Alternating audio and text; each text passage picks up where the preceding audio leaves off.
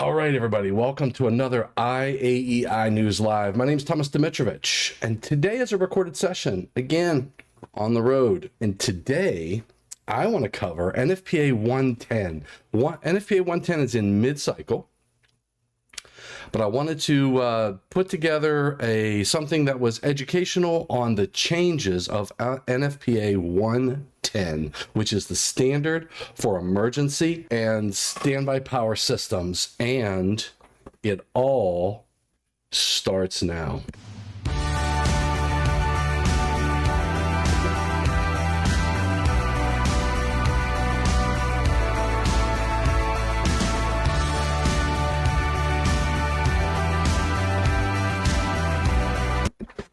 All right, welcome back. So NFPA 110 is the standard for emergency and standby power systems, and it's in mid-cycle. So right now, the current edition is 2022. The public comments are due by May 31st. So it's the beginning of May, and today is electrical. Today is also, I'm recording this on May 1st. So this session is basically kicking off Electrical Safety Month. Remember, May is Electrical Safety Month. And if you're not sure what Electrical Safety Month is, go out to esfi.org and learn a lot more about that topic. But I wanted to kick this off with a document that's in process. You will have the opportunity to put public input. So today is May 2nd. It's Tuesday as you're watching this. Public comment closing date is May 31st. So you still have a chance to get your comments and your message heard. I'm going to talk a little bit about this document, and also, I do want to talk a little bit about some of the public inputs that maybe didn't make it. There's two key areas that I want to address because I think that we'll probably see some more information in both of these areas in the future.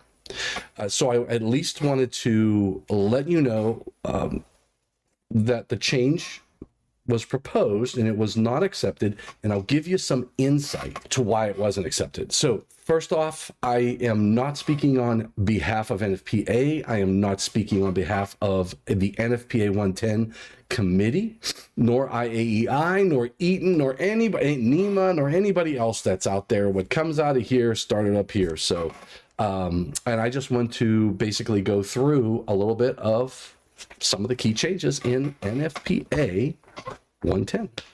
So as shown over here, NFPA 110 is a standard for emergency and standby power systems. So this standard basically covers performance requirements. Now, how does that relate? NFPA 70 is an installation requirement. Okay, I think we can all agree on that. NFPA 110 is like NFPA 99. Well, NFPA 99 is now a code. That'll just move to a code. But it started out as the performance requirements.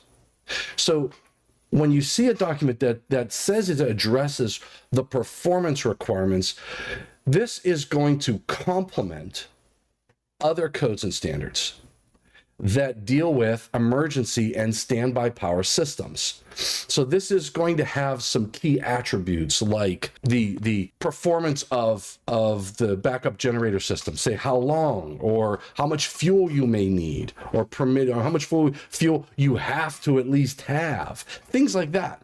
So that's sort of where you get NFPA 110 and how it relates to other documents. So where you see requirements for emergency and standby power systems, you'll probably see references, or even if you don't see references, you're still going to want to pick up NFPA 110. Now, all right, so that's being said. Now, since it's currently on the 2022 edition, it also follows the 3-year code cycle, the 3-year cycle that we follow with many other NFPA documents. So the next edition is going to be the 2025 edition. So just be mindful. That's sort of where we're going. All right. Now, the development process is basically the same that we have for the NEC. You have public input phases. Now, we've gone through already the public input phase. We've done that one. We are in this phase right here, which is step 2, the public comment phase. Or stage, whatever you want to call it. And again, public comments are due May 31st, 2023. So May 31st, the end of this month at midnight, you can put your public inputs or public comments in online. Remember, no new material. I mean, it's no different than any other NFPA document. It's no new material, period.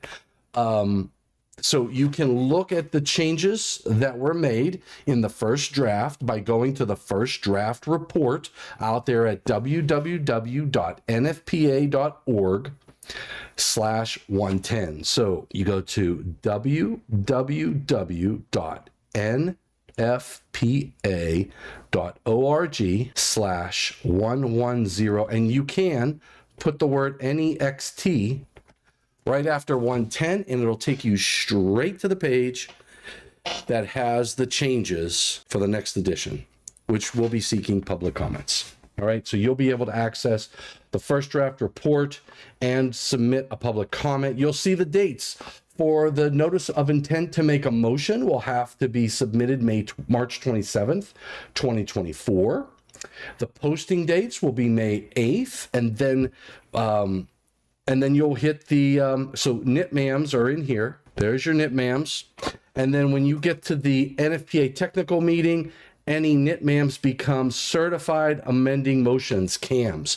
So NFPA does their evaluation and will determine whether or not they are certified. And then any certified amending motions will be voted on at the annual meeting. Now, if there are no NITMAMs, then it becomes a consensus document. A good example is NFPA 70B and 70E. This cycle were both consensus documents. They are not going to be voted on at the NFPA annual meeting and they're already published, because I believe they are published. Let's double check. You go to nfpa.org, and we'll go to NFPA link. We will sign in. It will use my face. So there is NFPA 70B. That is a consensus document. You'll notice it says 2023. Now we've got to find out if view all publications. Let's do 70 Edward. NFPA 70E 2021 is out there. The 2024 edition is not on NFPA link as of yet. They probably still got some work to do. But as you can see, 2023. So when you have something that is published, that is a consensus document, it's very quick to get published to the NFPA link. So that's 70B is out there. All right. So, and then finally, after the annual meeting, if everything, say some things don't go right, say you did have certified amending motions, and let's say that things were voted maybe down, or maybe they were voted on and they were supported. Doesn't matter. If you disagree with what the end result was, you have one last chance, and that is the council appeal. NFPA Standards Council, that's more of a, it's almost run like a legal thing. You don't argue technical there. You are supposed to only be talking about process. All right. So that's sort of where they're at there. Now, the reference documents, keep in mind that that process I just told you about is in the regulations governing the development of NFPA standards. The second one to remember now, NFPA 110 is not like the NEC following the NEC style manual. This follows the manual of style for technical committees documents. One is going to be administration. Chapter 2 is going to be referenced publications, and Chapter 3 are your definitions. And if you remember, with an NFPA 70 or 70E, which follows the NEC style manual, definitions are in Article 100. And it has articles and sections, first level subdivisions. This document, NFPA 110, it's like NFPA 70B. Those two documents are developed in accordance with the manual of style for NFPA technical committee documents. That's what the reference is for this document. So this is another thing you need to be mindful of as you're reading NFPA 110 and looking at documents like 110, 111, 70, 70B, NFPA 99, all the other documents. Do not use the NEC style manual. Keep that in mind. All right, so NFPA 110 follows the NFPA manual of style. Here we go.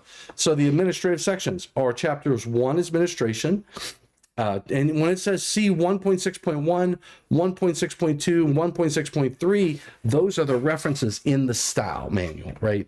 So that's not sections in NFPA 110. And now in each individual chapter, which starts in chapter 4 and beyond, right? Because chapters 1, 2, and 3 are defined. But beginning with chapter 4, you have a scope, and it says it's permitted to have the following: scope, application, purpose, and you can have definitions in each of those additional chapters. All right. So again, just a little different, and just be mindful of how this document is laid out and that it differs from the NEC. So what I'm going to say is I'm going to walk through the different chapters. There weren't many major changes to this document. I am going to touch on some changes that occurred. I am also going to touch on some changes that didn't occur, because I believe they'll probably pop up in the second draft. So the first, and what I will expect is you can go out to nfpa.org/110 or 110 next and go to the next edition. Scroll down until you see first draft report. That will take you into a tool called TerraView, and you'll be able to see the complete text of this document, NFPA 110, with the changes identified. And you'll also see areas where there aren't changes identified to the text, but there's like a PI and a number in the right before the section on the left-hand side. That gives you an indication that there were public inputs that were submitted, that maybe, since there were no changes in the document, it could be that those public inputs failed. So I just want you to know that you might see the a little number up there. It'll say like PIs and in parens 1 or 2, and that'll tell you how many public inputs were made. And if there's no changes in that section, then those were rejected. You can click on that, open up the public input, and look at the suggested change and the fact that it was rejected, and the resolution statement, which is the code making panel, the panel's response to why they resolved that public input. All right. So I just want you to be mindful of that. I'm going to reference a couple of those, and I'll read to you some of what the committee members have said, simply because I believe you're probably going to see this come up, and those topics come up in the public comment phase.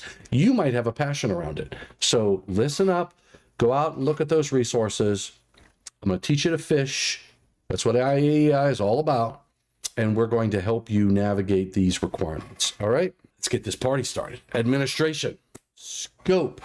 So chapter 1, remember, chapter 1 is administration. This, the scope of the document is all around the performance requirements for emergency and standby power systems, that provide an alternate source or an alternative power source for electric power to loads in buildings and facilities should the primary source fail. Now, it's a pretty generic scope, right? What else? Think about what types of systems would meet this? I would say that a generator on the building could meet this this scope statement. You could a utility, right? So it says emergency and standby power systems that provide an alternate source. So I could have another utility that's an alternate source. I could have a generator that's an alternate source. I could have battery systems that are an alternate source. There are a lot of different alternate sources that could be included. Say in Article 701, 700, 702, 708, right? What about solar, photovoltaic? These are all alternate sources. My vehicle, right? You could have a vehicle that you plug into a house and you run off the batteries in the vehicle. That's an alternate source. So there's a lot in this scope. Now, what 1.1 also does is it says in 1.1.1, it tells us what power systems are covered. Power systems include power sources, transfer equipment, controls, supervisory equipment, and then any related mechanical and auxiliary and accessory equipment needed to supply that power, right? Now, power sources is a pretty generic term too, right? So we still have to understand a little bit more. And in 1.1.2, it says it covers installation, maintenance, operation, and testing requirements. Now, you might say, hold on, Tom. Like I'm on NFPA 70B as well. And if you've been watching IAEI News Live, you'll know 70B was just released. I just talked about it. And NFPA 110 covers maintenance. So you might say, why is this? Shouldn't that be NFPA 70B? That's a good, valid question. I look forward to your public comments. Now, I say I look forward to your public comments, but then the question is, we'd have to look and see, did we anywhere in the first draft decide to remove maintenance? And I don't believe we did. So it probably would be difficult to remove the references to maintenance for this standard for NFPA 110 from here in lieu of and point to NFPA 70B. And I think there's a good reason for that. You've got to think about, does NFPA 70B have everything it needs to have? Maybe there are details in here that should be included in 70B. Maybe there are details in 70B that aren't included here, that should be included here. But together, they may make a perfect document. And that, my friends, is probably fodder for a task group for next cycle. So I just might see if we can't suggest that to the chair. All right. So this is an area to think about. NFPA 110, Chapter 1, 1.1.2 tells you what it's covered. Now, here's where we saw a change. In 1.1.3, they added, now remember, this is not covered by the standard. So 1 through 6 included was previous language, but item 7 was added for optional standby systems. This is your Article 702 systems.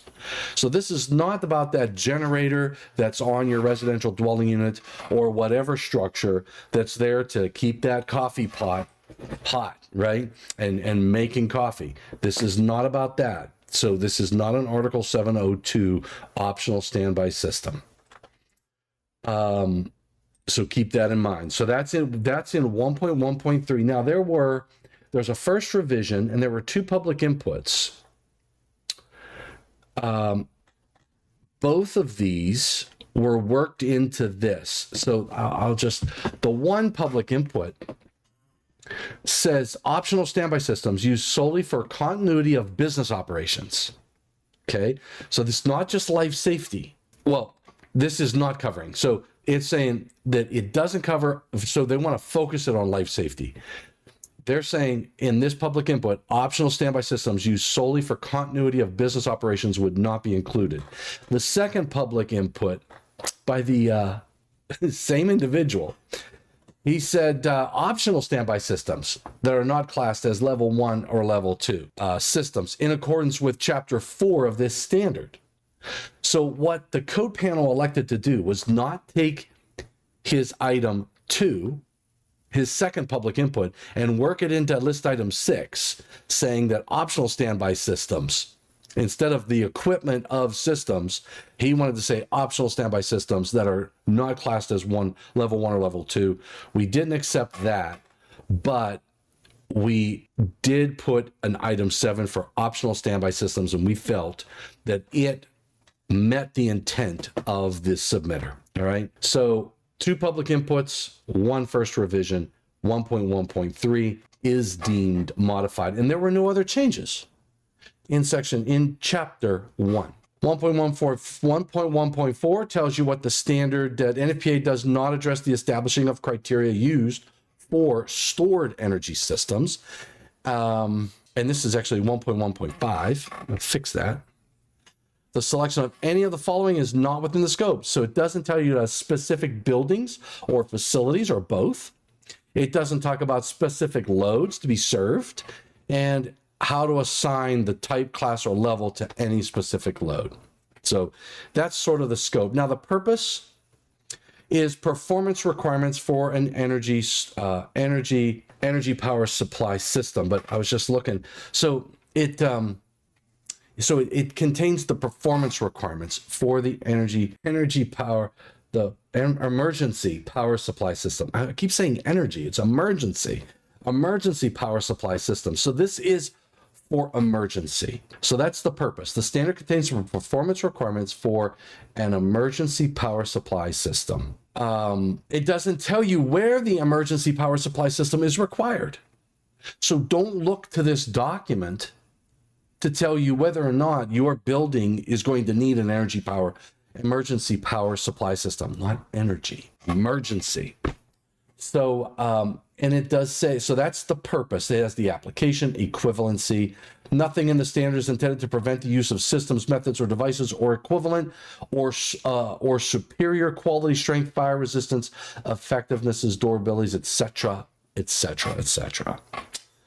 All right, and you have to submit technical documentation to the AHJ that demonstrates if you are going to use equivalencies. All right, so that's chapter 1. Chapter 2 is your reference publications. Now, when you look at chapter 2, the way it's laid out, there we go. We have general NFPA publications. So we had some changes in 2.2. We have other, I love this.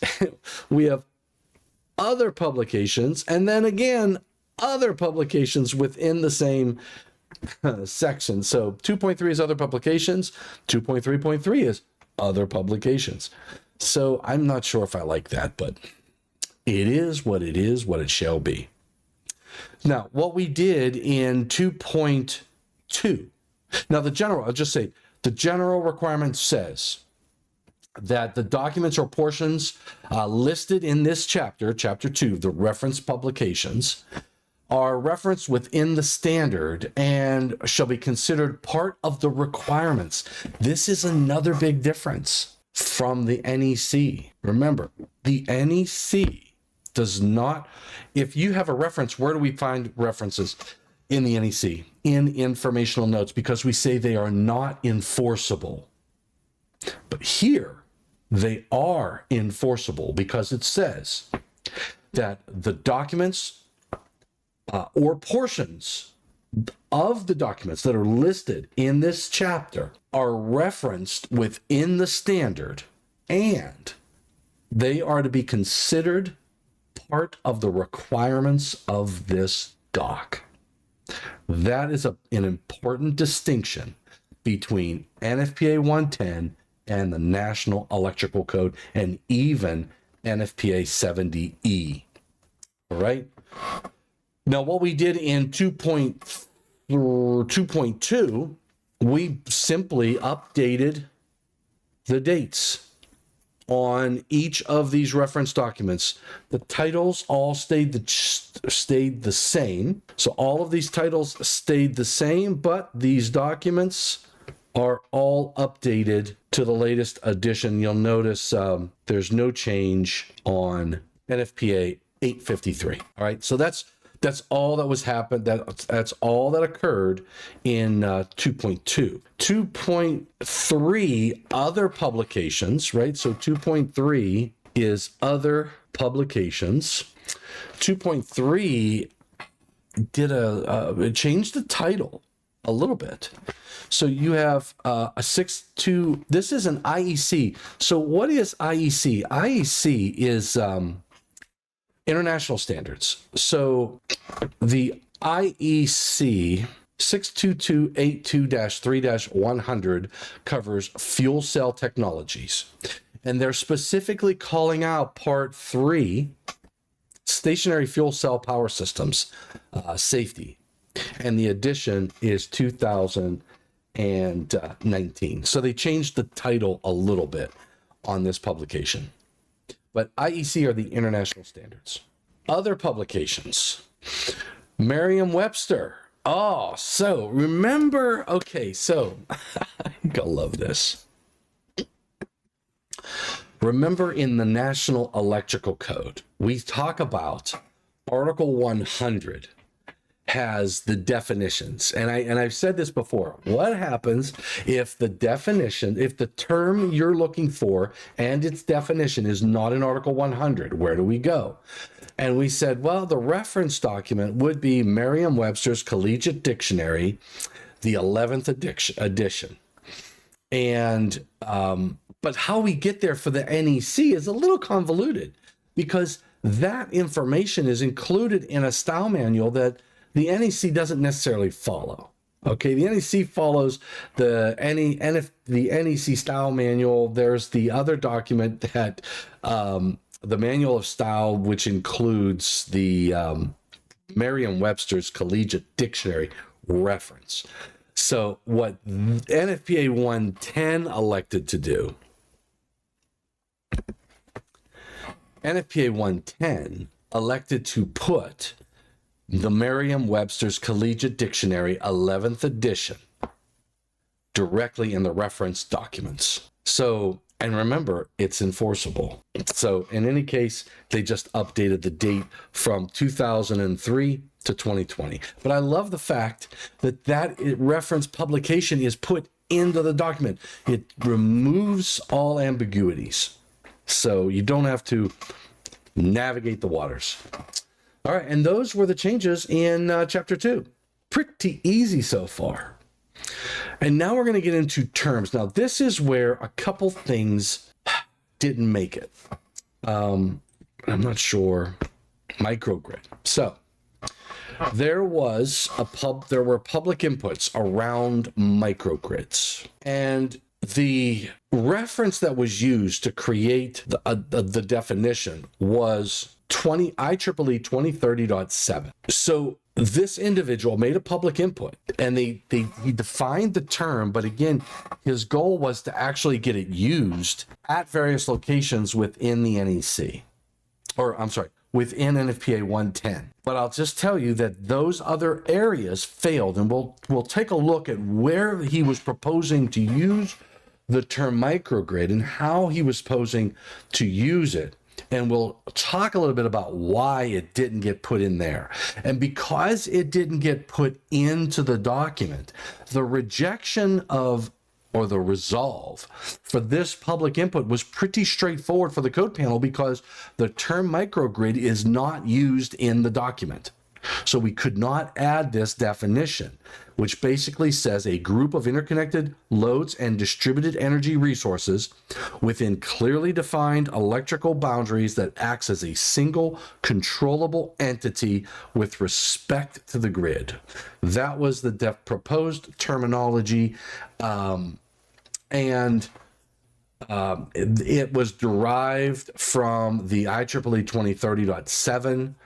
An article that was titled "Defining a Microgrid Using IEEE 2030.7," and the article, I might put a link to that article. I don't know. Check the information down below. You just might find it. But in any case, there were some references for this one. that you might find interesting. So, but the code panel resolved that very easily, saying that it was just not used. All right, so that's the first thing. The second one was they changed the definition of standard. And I'll tell you all they did. I mean, they replaced NFPA standard that has a capital S with NFPA standard that has a little s.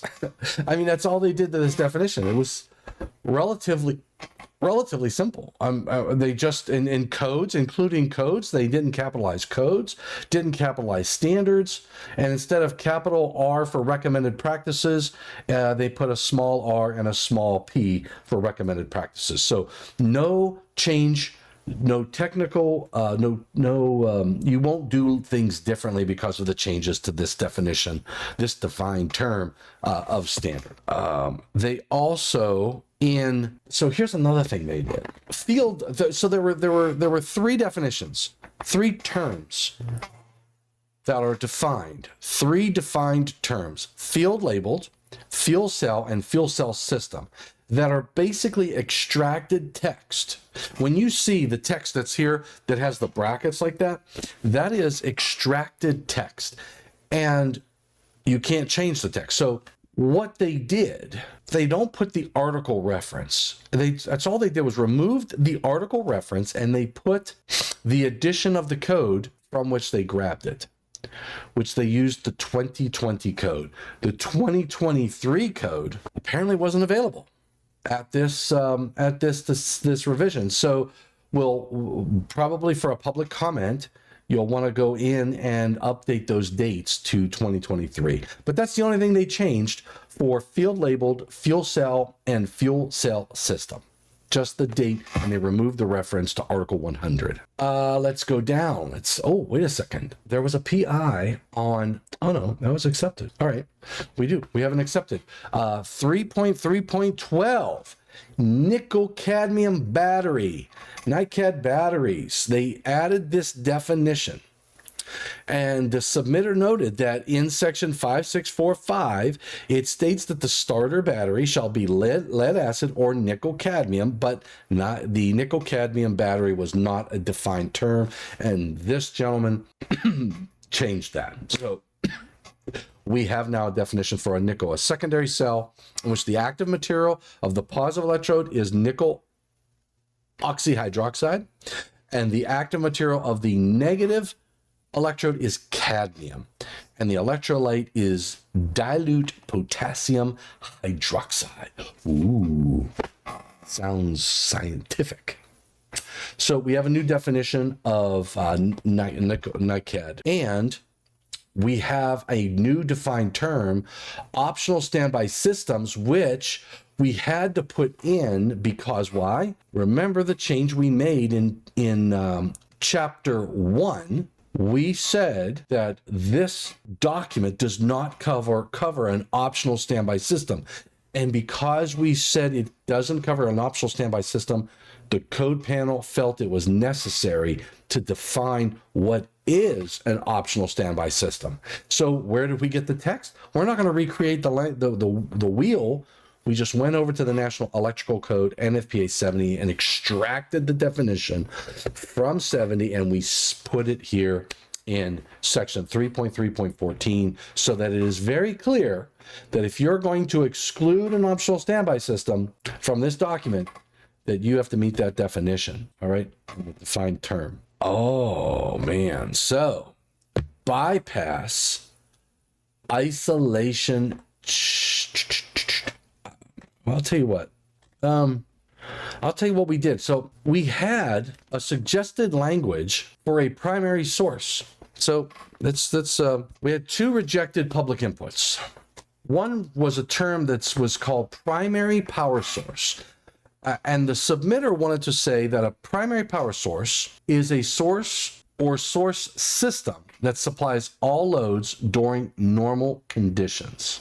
So what they were trying to do, because we use the term primary power source, but there's no definition for that term. So the submitter said, hey, look, we should define this because it will add clarity and usability. It was resolved, and I'll tell you what the panel said. Although So we had a debate. The panel had a debate on this. And I was instrumental in putting in this first portion of the sentence because I believe we wanted the submitter to come back. We said, although this public input has merit, you know what that is? It's hope. It's hope for the submitter.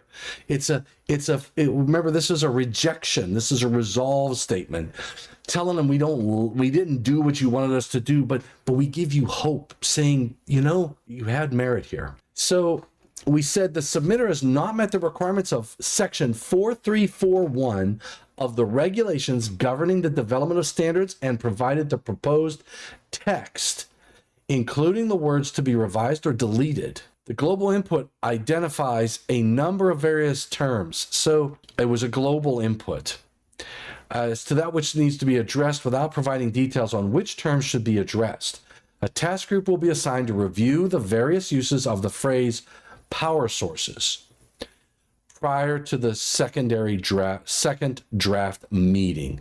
So what's weird is this one indicates that it says primary power source and it's one defined term, but apparently it was a global public input because it was convoluted. So I'm not sure if I like this. It was public input number 11 if you want to look at it. And then the other one we rejected was public input number 28. This was wanting to define optional standby system, which we already added a new 3.3.14.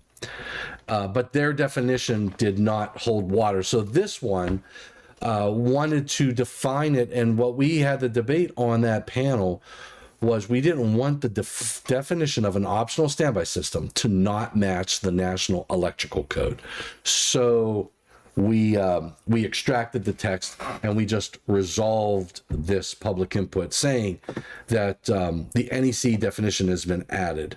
We could have, actually we did. We didn't resolve it. We bucketed it with that first revision. All right. So that's where we're at. So let's get back to the new defined term bypass isolation switch. Bypass isolation switch is here's what we did. I love what we did here because we recognized a couple things. Remember, what is a bypass isolation switch? Bypass isolation switch, you have a transfer switch. You can bypass the transfer switch for maintenance. So you can just put yourself right back on, say, on the emergency source or whatever. Isolation is you're isolated from that other portion. Now, we recognize that this can be a manual or non-automatic or automatic. Now, you could say, what's the difference between manual and non-automatic? A manual is somewhere where you're actually doing a transfer. A non-automatic means you're still doing the transfer, but it's not a manual process. And then there's an automatic. So it's a device that makes one of those three. It bypasses it and directly connects the load conductors to a power source, and that allows the transfer switch to be isolated or disconnected. And allows the transfer switch to be isolated or disconnected. I think I wrote that twice. Allows the transfer switch to be isolated or disconnected. Yeah, so I wrote it twice in there. So you can scratch this out. So sorry about that. I got a little overzealous. So this definition, we also tried to make this change over in the NEC. So I think out of all the definitions of a bypass isolation switch, this one is the cat's meow, in my opinion. All right, and I believe that was the only changes in Chapter 4. So we had a couple terms, and you're going to see microgrid, and we'll see where microgrid was being suggested and how it was being used. So we saw that one failed. In Chapter 4, now what does Chapter 4 do? So first of all, in 4.1, it tells us that the emergency power source system, power supply system, has to provide a source of electric power of the required capacity. So it has to be of a required capacity, reliability and quality to loads for a length of time So this is the general requirement. So this is chapter 4 is the classification of emergency power systems. So we define different classes. You have class 0.083, which says the minimum time is 0.083 hours. Then there's 0.25, so it's within 15 minutes. 0.25 hours. Class 2 is 2 hours. Class 6 is 6 hours. So 4.1.A table tells us the classification of the emergency power supply system. 4.1.B tells us the types of emergency power supply systems. We didn't change 4.1.A. We added, because in 4.41A for classification, we have a class X. And the class X says other time in hours as required by the application, code, or user. So this gives the user the flexibility to identify their own class based upon their needs. We didn't have that same flexibility for the type of EPSS, emergency power supply system. So we added a type X that says other time in seconds as required by the application code or user. So we have this new type designation that in my opinion, aligns with the class designation, which is in the table 4.1A. So that's the change that we did in this one. And we gave some reasons. So large gensets, particularly for MV, medium voltage, they meet the type 10 designation. Trying to meet the type 10 designation can be problematic. If, for example, I have a UPS and I might be able to leverage the UPS and modify my type designation.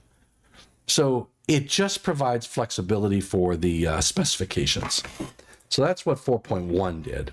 And that was all the change. That was the only change we had in chapter 4.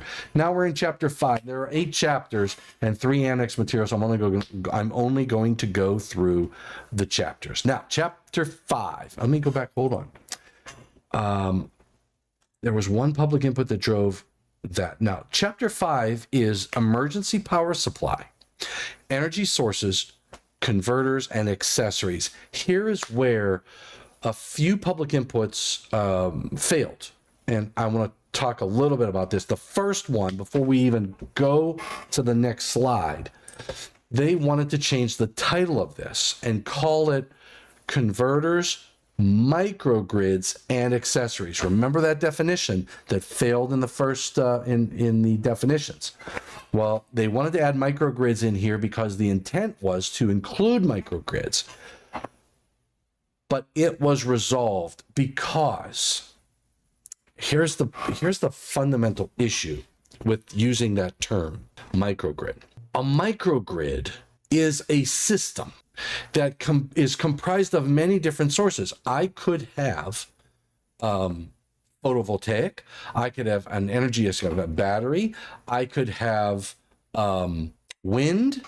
I can have diesel generators. I can have a lot of different types of sources of power in NFPA in my microgrid. So the resolve from the code panel was that a microgrid is an electrical system that can utilize various power sources. There was nothing in there in that language that would specify what sources are or are not permitted.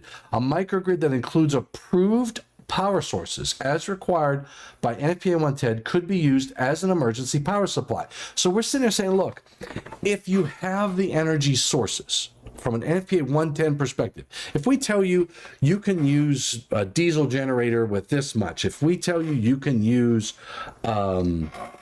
what's another good source, hydrogen gas, or you can use whatever. I mean, so we have the general requirements, the energy sources. We have liquid petroleum, liquefied petroleum gas. We have natural or synthetic gas.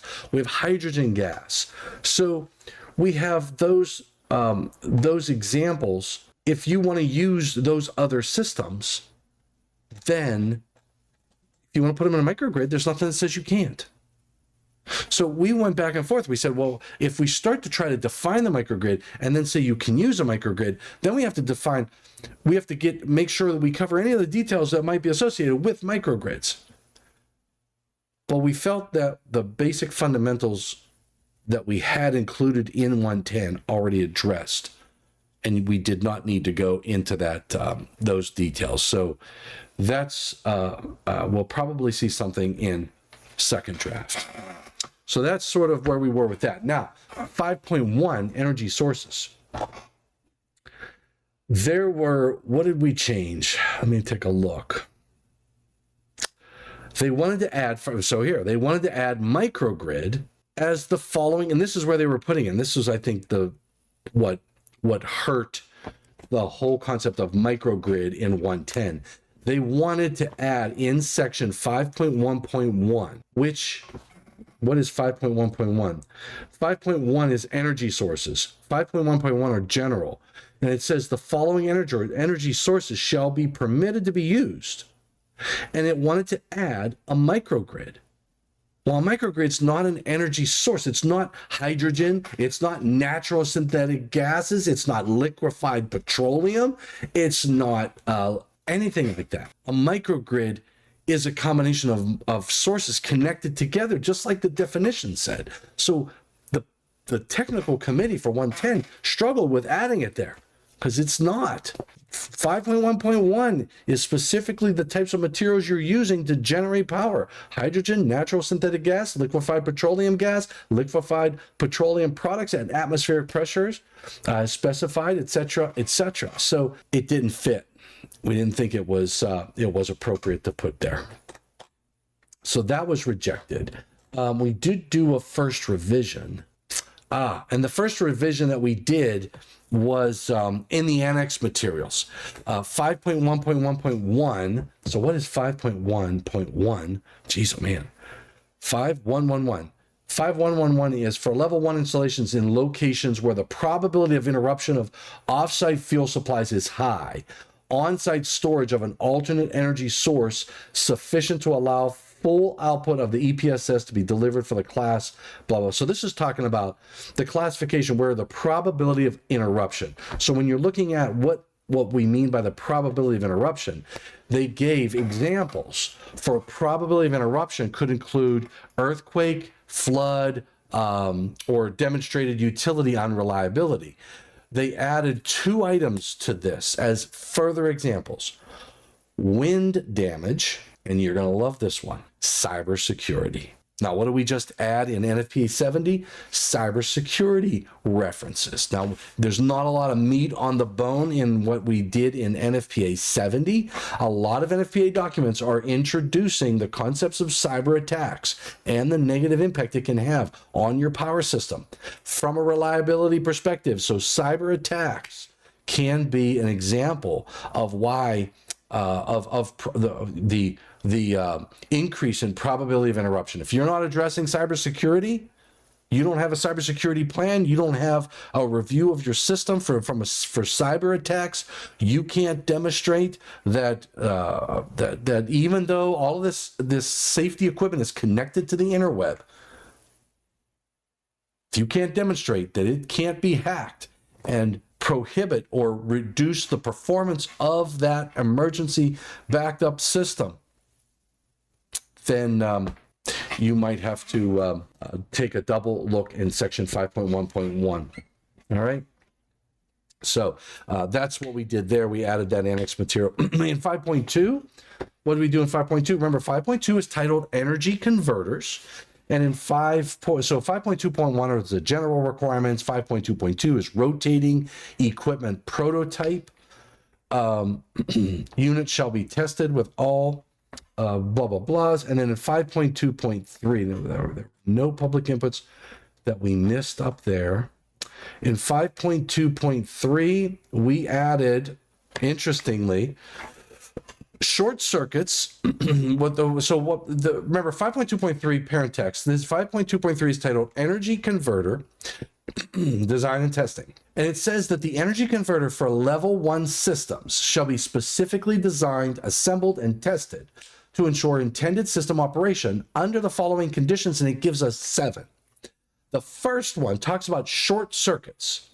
And what it said included phase to ground, phase to phase, and 3-phase bolted faults, but they added phase to neutral because in some cases, the neutral and the ground is not bonded in that system. So from a backup generation perspective.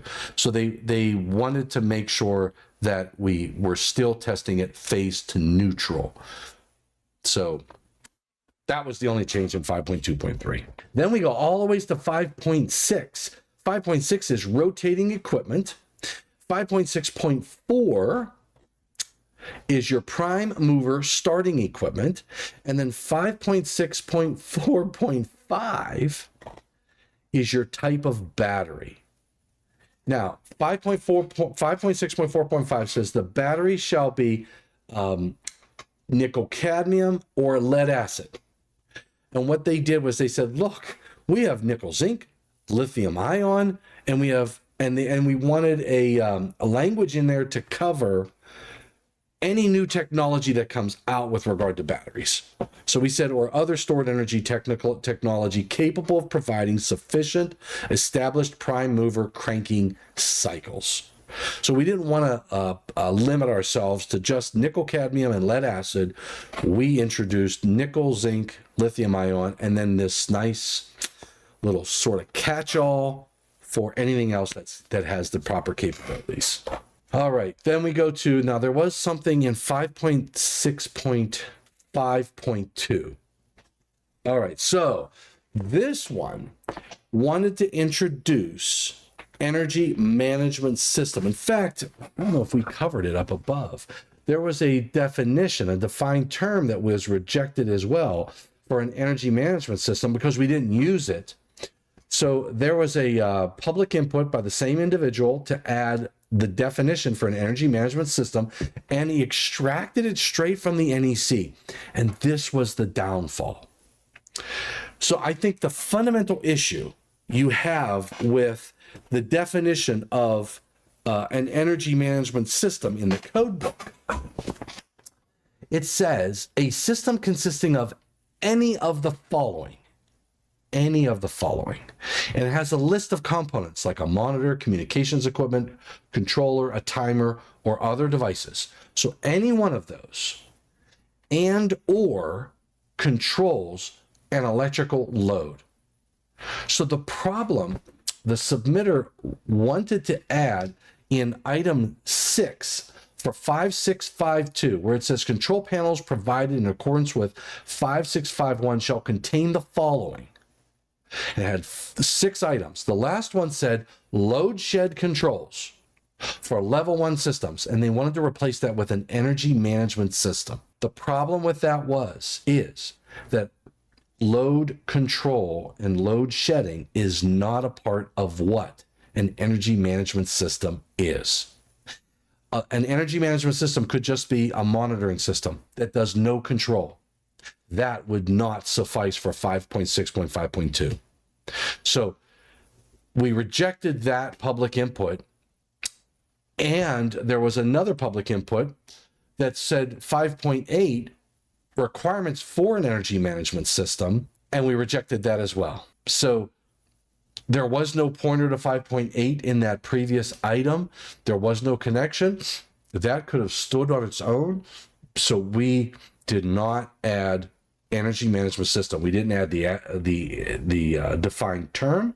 We didn't add it in 5.6.5, and we didn't add the new section 5.8, which had some additional requirements, which did include load management. And 5.8.2 says load management. If the EMS is utilized for control of optional standby loads on an EPS, the EMS shall load manage or load shed the optional loads when the EPS is loaded to 80% of the EPS rated capacity.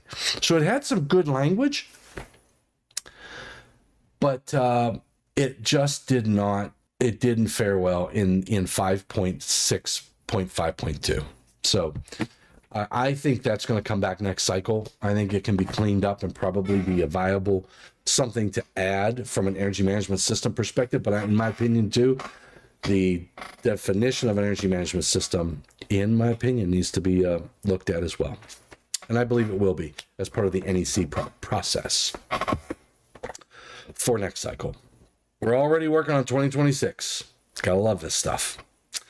All right, 5.6. We're still in 5.6.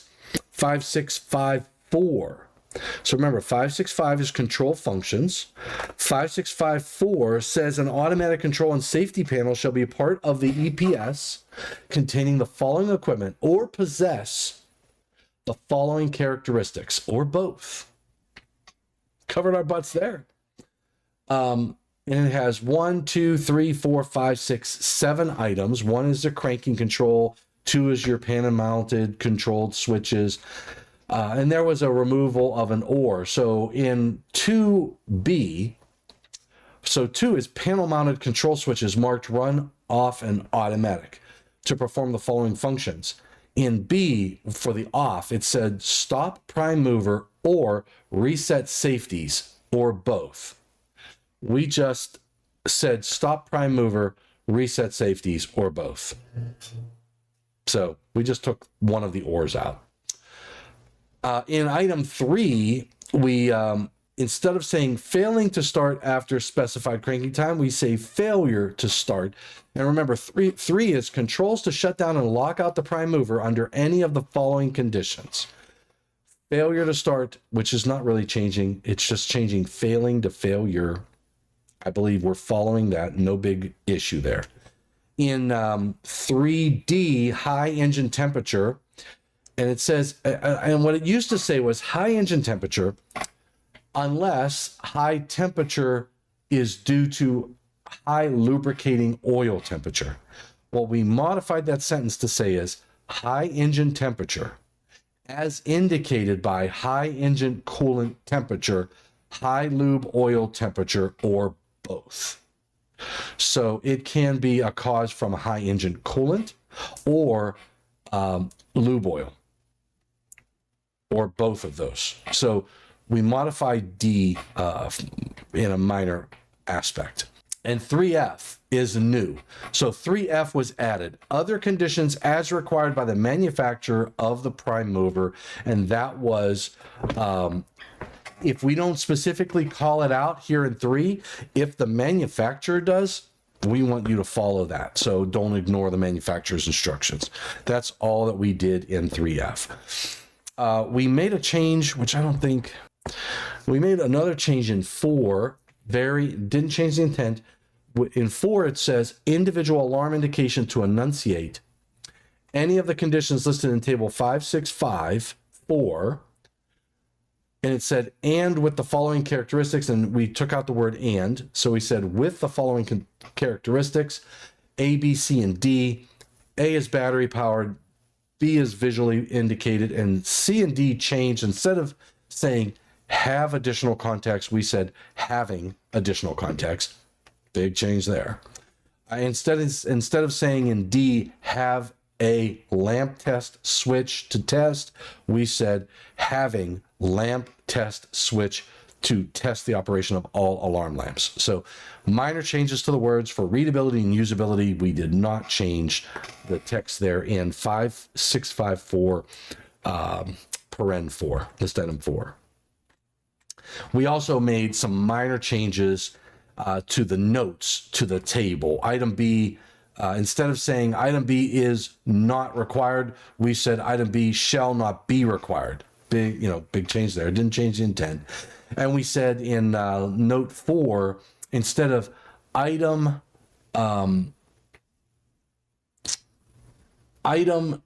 EPS AC ammeter shall be permitted for this function, we said for the function of item I, item I.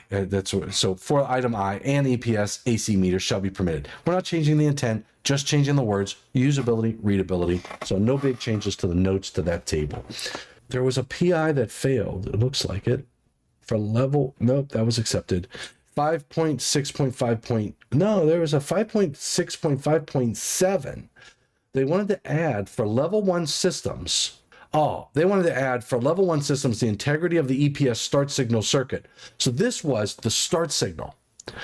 They wanted to put it in 5657. We didn't put it there. We put it in a different section. It was 5659. We created a new 5659 saying that level 1 systems have to, you have to check the integrity of the start circuit. Now, this comes from what's already required in Article 695 and 700. So you had a change over there that influenced the change in NFPA 110. You need to monitor the integrity of that start signal circuit. And if there's something wrong, you need to automatically start the emergency power system. So that language, again, brought over from what we saw in Article 695 and Article 700 of the National Electrical Code. And I believe that was, let me see if there's any, there was a PI, 2 PIs that failed. Oh, we already talked about it. 5.8 energy management system. And we had a 5.8 direct current microgrids. So we had one submitter that wanted to add direct current microgrids, saying that direct current microgrids supplying emergency or standby power shall be installed according to Article 712 of the NEC. And we said that this was resolved because the topic is already addressed in a broader perspective in Article 712. In a broader perspective, it says Article 712 has been removed from NEC 2023 edition. So he said it's already addressed in a broader perspective. And then it says Article 712 has been removed from the NEC 2023 edition. Well, that's what we said. I don't know if I like that statement, but I must have been getting a cup of coffee. I don't know. So let's move to Chapter 6. Chapter 6, no changes. Chapter 7, no changes. Chapter 8, this will be the last chapter that we look at, and we'll probably be right at an hour or a little bit over. So the first change, Chapter 8, routine now. So what is this? This is titled Routine Maintenance and Operational Testing. We didn't have the discussion that I recall, or maybe we did. I mean, we have NFPA 70B, and NFPA 70B includes Chapter 25 for uninterruptible power systems. We have Chapter 27 for rotating equipment, 32 for battery energy storage systems, and 36 for stationary batteries, standby batteries. So I think it begs the question whether or not we need Chapter 8. And probably, in my opinion, I don't know that we can remove this chapter, this cycle, because there was no public inputs to remove it. We made changes to it. It might be a good idea for a task group to look at, do we need Chapter 8? And should, or if we do have Chapter 8, should we simply point to NFPA 70B, which would require to make sure that 70B has everything that we need, right? So that's just a word for the wise. 8.1, general requirements. 8.1 tells us that the routine maintenance and operational testing shall be based on manufacturer's recommendations, instruction manuals, minimum requirements of the chapter in this Chapter 8, and the authority having jurisdiction. That did not change. It tells you that consideration has to be given to temporarily providing a portable or alternate source when you're doing maintenance on generators, servicing and transfer switch, etc. And we added a new 8.1.3, which says recognizes reliability-centered maintenance. And what that means, it means that if I have monitors and equipment that looks at the life, I may shorten up or lengthen my maintenance schedules based upon input and data collected from a reliability-centered maintenance system. So we are permitted to use that as part of 8.1.3, and it points us back to 8.1.1, which says, look, you're looking at manufacturer's recommendations, instruction manuals, etc. So if a manufacturer comes out with, say, something for a generator that says, hey, look, as long as you don't have XYZ alarms and you can know the temperatures within these limits, you can get an extra 3 years before your next service. I don't know, I'm making stuff up at this point. But in any case, you can change your maintenance schedule based upon data. And in 8.3.6, 8.3 is, again, 8.3 is maintenance and operational testing. 8.3.6, we made some changes. So 8.3.6.1.1 is your non-maintenance free batteries, and we tell you to test them monthly. Electrolyte specific gravity or other practices. And if you have a maintenance free battery, you still have to test them monthly. So battery conductance, ohmic testing, carbon pile, you may not have to do maintenance on a maintenance free battery, but you do have to test it to make sure that it's still functioning and there's still life there. And that was 8.3.6.1 is level 1 EPSs, and 8.3.6.2 is your level 2 EPS.